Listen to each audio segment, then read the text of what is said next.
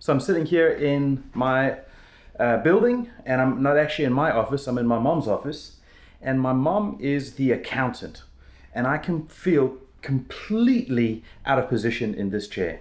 We've got documents, we've got pieces of paper, we've got bills, we've got invoices, and I'm completely out of my depth. This is not my position, this is not what I'm used to. I wouldn't know how to figure all of this out, and even if I had the faculties to figure all of this out, I wouldn't be that good at it.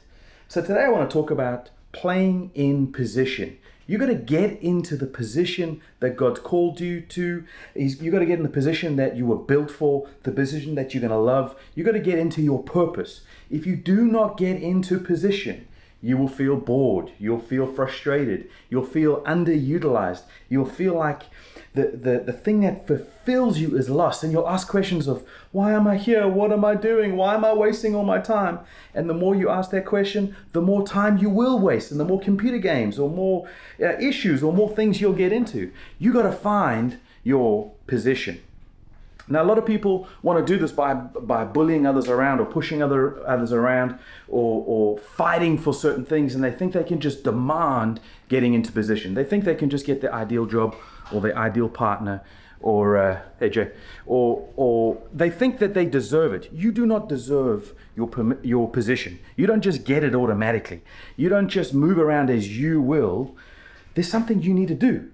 I'm now in another office. This is my brother's room. He's going to bring clients in here. We're building this out at the moment to try and showcase some of the products and services that we offer.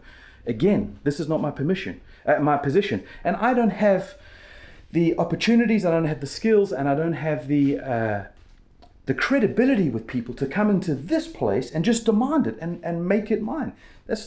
It'll never work. It'll never work under my ability. And so I can't just come in here and push my way around. I got to understand that there's skills that God's put into me, and things that have been developed over years that give me room to operate. I can't just choose my position or my purpose. My purpose actually chooses me, and I got to get into the right place. So how do you get into that right place so you're not frustrated, you don't feel underfulfilled or underutilized? The way that you get into your position, which is your purpose, is you practice. You got to practice and practice and practice. Whatever you enjoy, whatever you're passionate about, you keep on practicing that. You don't just demand what you want, when you want it, how you want it. You practice something, you produce something. The biggest problem with the millennial generation, of which I am one, is that sometimes we think we just have to get it automatically. No, you don't get it automatically. You have to practice, you have to produce. And the more you practice and the more you produce, the more fulfilled you'll be. You won't necessarily be in the right position, but you'll start to produce the capacity and the ability to walk into your purpose. So I want to introduce you quickly to Charlotte. Hi. Hey Charlotte. I'm making 9 centerpieces for my client. This is how it's gonna look like. How many months did you practice making flowers without one sale? 12 or more. Like 12 months. before I started as a business, it was like an interest. So Yeah. I'd keep practicing for more than a year. For more than a year, Yeah. you made flowers with no one buying them. Yeah, just for fun. That's what I call practice. You got to practice, you got to practice, you practice. Look at these flowers. This is not accidental. Charlotte did not arrive at these configurations by accident or by demand or by maneuvering into a position. She practiced into her position. How many clients do you have after, what, a month and a half of business? Like 20 something. That's 20 clients after a month and a half. That's because of practice, not because of pushing others around or demanding, because you practiced. I make flowers for my friends for their birthdays. So you gotta practice into your position. It reminds me of the story of David. We all look at him killing Goliath and we think, oh, what a monumental moment. He's come into his purpose. He's going to become the leader of Israel. People start singing songs about him. He starts to earn position and rank. He gets tax-free benefits. He gets the king's daughter. Talk about position. And he came into that opportunity prepared. He came into that opportunity already practiced. When the king asked him, why the hell do you want to come into this battle? He said, I've killed lions and bears. He had his opportunity to practice, and he practiced in secret. No one knew he was killing lions and bears. No one knew what was going on. He wasn't doing it for attention. He was doing it for the protection of the thing he was looking after. Even if you're looking after dirty old sheep in the field in the middle of nowhere, when no one else is inviting you to the party, when no one else is calling you into a public place and giving you honor and saying well done and giving you prizes or cash, you got to practice your purpose. And so as he practiced his purpose and he got really skilled at that battle tactic, even though it wasn't battle, when the opportunity came, he was prepared. I don't know how many thousands of soldiers were standing on that battle line facing Goliath, and not one of them, including Saul, whose position it was to sort out that bully, couldn't do it. David could do it because he was practicing, and he wasn't practicing in front of other people. He was practicing just for himself. You practice yourself into your position. When you come into your position, and I'm just walking into my office now. This is my office. This is my play space. I like reading, so I got some books here. I like editing videos and playing with some media stuff, and I'm trying to open new businesses. I like buying business products, not products to consume, but products to produce. So I'm now in my position. This is what I want to do. This is my playroom. When David came into that place, there were people who didn't want him to play at that level. They wanted to keep him as a shepherd boy. When he came to the battle lines, his brothers, his own brothers, were saying, hey, who do you think you are? You just come here to look at the battle. You don't want to produce. You want to look at everyone else failing. It's one of the biggest things why people do not progress in their purpose is because their brothers around them, sometimes literal, but most of the time figurative, their brothers don't want them to succeed because it shows them up for their lack of practice in the private place. When you come into your position, be aware that others will not be happy about it. They'll try and pull you down. They'll try and tell you that you've changed.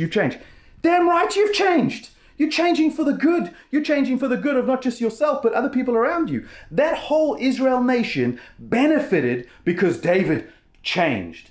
You got to shut those voices down. You got to step into your purpose when the opportunity arises. Not because you pushed other people around, but because you had a calling in the purpose to step into it, and you didn't let others bully you into submission to standing in fear like they're standing in fear. Damn right you changed. Do not push others around to get into your purpose. Don't push them around when they try and push you around. Just produce. The best way to shut up people who don't like you is produce. And because you're producing in the private place, you can now produce in the public place. You do not crumble. You do not fall away. So as you step into your purpose, be aware that some people won't like you. Let me say this. It should be that way. They shouldn't like you because you are not qualified to step into your purpose unless you can push through brothers hating you or brothers not liking you or brothers trying to shut you down. You got to step into your purpose despite the other voices. You are not qualified to step into your purpose if that little bit of hatred and that little bit of opposition from people close to you stops you. If that pressurizes you to step back from your purpose, you're not qualified for your purpose yet. So it should be that they tug on you and pull you and try and condition you to the old way where they don't want you to step into the new. It should be that way. Stop complaining about it and press through it. Press through into your purpose. When Peter tried to stop Jesus stepping into his purpose, he said, get behind me, Satan. That qualified Jesus to actually take the next step towards his purpose. If he had allowed his figurative brother to stop him stepping into his purpose, then Jesus, he couldn't have paid the price. He wouldn't have made it the full way. So don't complain when others tug on you and pull on you. Make sure you understand that your purpose is so clear in your heart that you're going to get there if it costs you everything. And that sounds like martyrdom, but I tell you, when Jesus said, if you follow the king and his kingdom and his righteousness, you'll get all these other things added to you anyway. When I left the UK to come to Hong Kong, I left Ireland, I said to my mom and dad, I said, Mom and Dad, I love you, but I may never see you again. I don't know what's going to happen in Hong Kong. I don't know if I'm going to end up in China. I don't know where this road goes, but I do know the next step. I knew my purpose was to get to Hong Kong. And so I said goodbye to everything. Fortunately, my parents are God-loving, God-fearing, spirit-filled people. And so they agreed and they said, Sean, we feel a peace. You need to go into your purpose. Not everyone has parents like that. And sometimes my own parents have fought against me in things that I know that are right. You got to step into your purpose regardless. It's good that it's that way. It keeps things balanced. If you are stepping into what you think your purpose is and it isn't, it's good that someone tugs on you and says, hey, what are you doing? You're crazy. And then you assess and you go, yeah, you're right. I am crazy. It should be that way. Don't complain about it.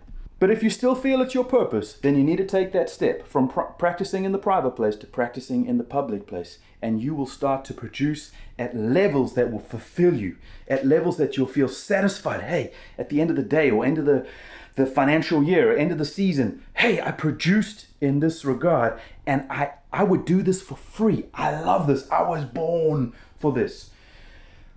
My favorite day of the week is Monday. I love Monday mornings. A lot of people's favorite day is Friday. I want to tell you, if your favorite day is Friday, it's because you're not enjoying what you're doing, because you're not producing in the place you should be producing.